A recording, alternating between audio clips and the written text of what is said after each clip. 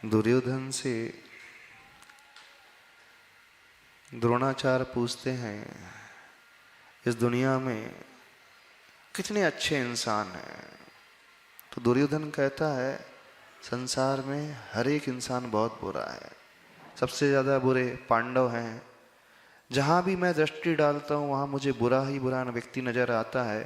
बोले यहाँ तक कि आप में भी मुझे बुराई नज़र आती है, आप भी हमेशा पक्षपात करते रहते हो। अब वही प्रश्न युधिष्ठिर से पूछते हैं, बोले संसार में जो सबसे अधिक बुरे लोग हैं उन्हें खोज करके लाओ। तो युधिष्ठिर कहता है, मुझे तो कोई बुरा नजर ही नहीं आता। कौरव में कोई बुराई नहीं है? बोले उनमें भी कोई बुराई नहीं। जनता में? बोले उनमें भी कोई बुराई नहीं। मुझ में? बोले आप में भी कोई बुराई नहीं है। अब एक ही प्रश्न द्रोणाचार्य ने दोनों से पूछा। एक ने कहा मुझे कोई अच्छा इंसान नजर नहीं आ रहा है, और युधिष्ठिर कह रहा है मुझे कोई बुरा इंसान नजर नहीं आ रहा है। तो कई बार हमारा माइंडसेट जब ऐसा हो जाता है तो हमें हर जगह कमियां ही नजर आने लगती हैं। हमें हर जगह ऐसा वातावरण नजर आने लगता है, कलह का, कषाय का, नेगेटिविटी का, और हम दूसरों को दोष देने की कोशिश करते हैं। उसमें ये कमी है, घर में ये कमी है, वास्तु की कमी है, ज्योतिष की कमी है, फलाने की ढकाने की कमी है। तो जीवन में यदि सुखी रहना तो सबसे पहला उपाय बाहर नहीं भीतर परिवर्तन आना चाहिए। अपनी दृष्टि में परिवर्तन आना चाहिए।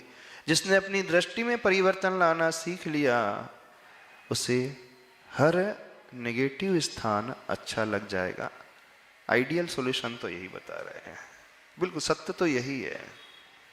जिसकी दृष्टि ऐसी हो जाती है, गुणान्वेषी दृष्टि हो जाती है, जो हर जगह गुण ही गुण खोजता है, अच्छाई खोजता है, उसे संसार की कोई भी परिस्थिति परेशान नहीं कर सकती। लेकिन जिसकी दृष्टि में नेगेटिविटी समाहित हो जाती है, उसे 56 भोग भी दिए जाएं तो कमी निकाल देगा। चांदी की थाली में सर्व किए, सोने की थाली में सर्व क्यों नहीं किए गए, वो ये बोलेगा। ऐसे होते हैं कुछ लोग। तो पहला पुरुषार्थ बाहर को बदलने का ना हो करके भीतर को बदलने का हो जाए तो सब कुछ अच्छा हो जाएगा। लेकिन हर व्यक्ति इतना सामर्थ्यशाली नहीं होता है कि इसकी दृष्टि अंतर्मुखी हो जाए, वो स्वयं को बदलने की कोशिश करे। प्राय दृष्टि निमित्त की ओर, बाहर की ओर चली ही जाती है। यदि हमारी इतनी शक्ति नहीं है कि हम हर परिस्थिति में सामंजस्य बना करके रह सके, अच्छा ही भाव रखें, तो फिर थोड़ा सा निमित्त को बदल भी सकते हैं, लेकिन उतना ही बदलने की कोशिश करें जितनी आपकी शक्ति है। और जब सब कुछ पुरुषार्थ करके देख लिया नहीं बदल रहा है तो उसी में जीने की अपनी आदत डाल लेना चाहिए। हाँ, कर्म सिद्धांत के अनुसार समझना चाहें तो कर्म का फल 4 फैक्टर से मिलता है, 4 कारणों से मिलता है, द्रव्य, क्षेत्र, काल और भाव से। द्रव्य अर्थात जो हम पूर्व में लिखा करके आए हैं, जो हमने पूर्व भाव में किया हुआ कर्म है, शुभ अथवा अशुभ, उसके अनुसार जो हमने बांधा है वह तो एकदम से हम बदल नहीं सकते क्योंकि हम गलती कर चुके हैं। क्षेत्र जो हमें मिला है, क्षेत्र को थोड़ा बहुत हम बदल सकते हैं, काल टाइमिंग को बदल सकते हैं, और भाव हम बदलना हमारे हाथ में है। कदाचित कर्म को भी हम थोड़ा बहुत बदल सकते हैं। जब अच्छे भाव पैदा करेंगे तो अशुभ कर्म भी कुछ सर्टेन परसेंटेज में पुण्य में बदल जाते हैं। हाँ, क्षेत्र का भी एक योगदान होता है, क्षेत्र की भी एक लैंड एनर्जी होती है। यदि पॉजिटिव लैंड एनर्जी हो जाएगी तो आपके लिए सपोर्टिंग फैक्टर हो जाएगा। आपके मकान का जो कंस्ट्रक्शन है प्रॉपरली हो जाएगा, प्रॉपर वेंटिलेटेड हो जाएगा।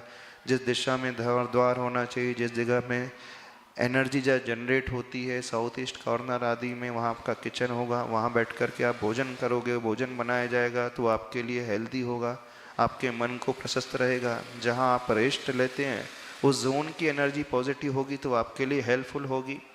तो थोड़ा बहुत आप वह भी बदल सकते हैं, लेकिन मूल रूप से बदलने का पुरुषार्थ तो स्वयं को ही होना चाहिए।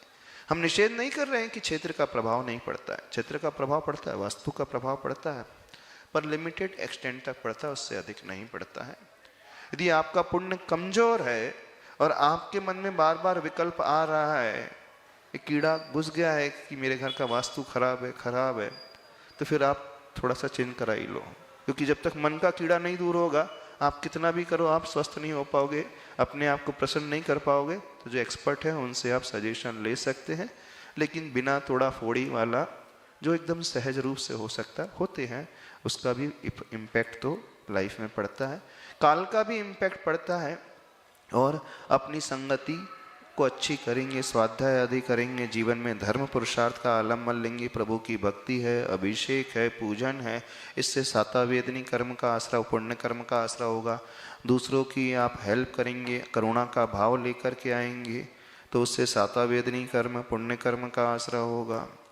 भूत वृत्त्यनुकंपा दान, सराग संयमादि योग, शांति शौचम इति सदवेद्यस्य, यानी क्षमा का भाव जो लेता है, पवित्रता का भाव अपने भीतर ला लेता है, अपने भीतर कुछ संयम का परिणाम लेकर के आ जाता है, करुणा का भाव, अनुकंपा का भाव और प्राणियों के प्रति समता का भाव लाता है। ये भावना उसे अच्छे पुण्य को बनाने वाली होती हैं।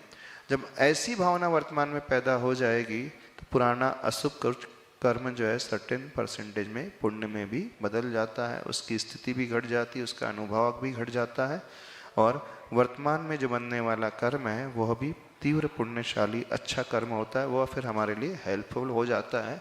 तो बहुत तरीके से हम उसका उपाय कर सकते हैं अपने भावों को बदलने का, जितनी सामर्थ्य है।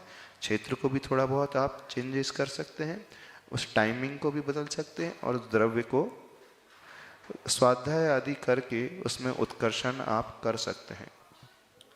जसपुर से